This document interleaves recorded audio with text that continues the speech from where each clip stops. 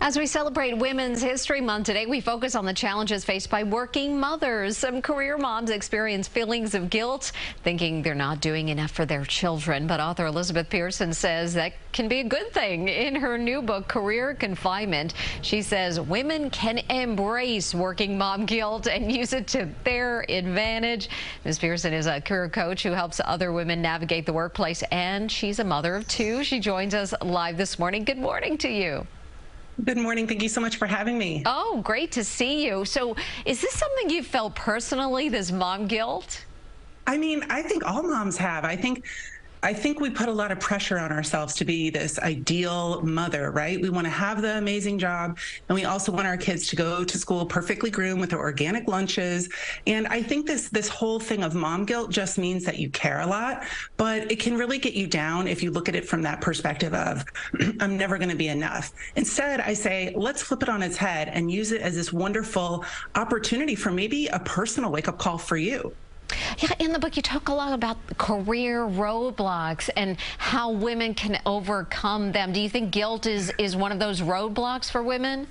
I think it's a huge roadblock. I think if we didn't call it out, we would be really amiss, because it's just something that is a whole other, it feels like a whole other job that we're focused on, a full-time job, one that we are incredibly passionate about. So it makes it hard to just be able to focus solely on your career and say, you know, I'll get to that later. You can't really say that about kids. They've got to be part of the deal. And so I feel like women are torn quite often between the two. And you say there are some ways women can actually embrace this mom guilt to benefit the job and also everything at home too.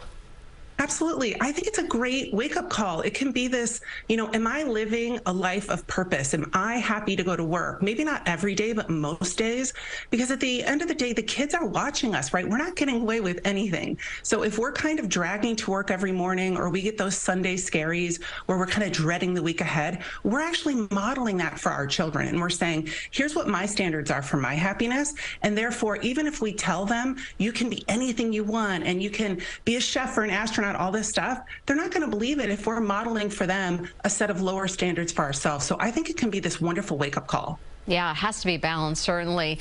But you say that sometimes women experience excessive guilt, and that can be a real problem.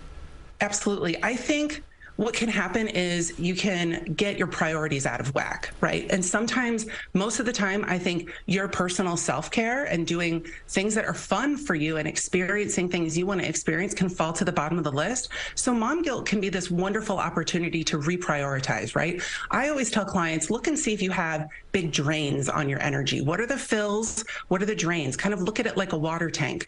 And if your job is a huge drain, or maybe you're stressing about sending your kid to the perfect day camp or something like that for the summer, at the end of the day, we need to look and see, well, how am I refilling that? Am I doing things that are fun for me? Or am I really just wasting a lot of energy on these things that at the end of the day probably don't matter?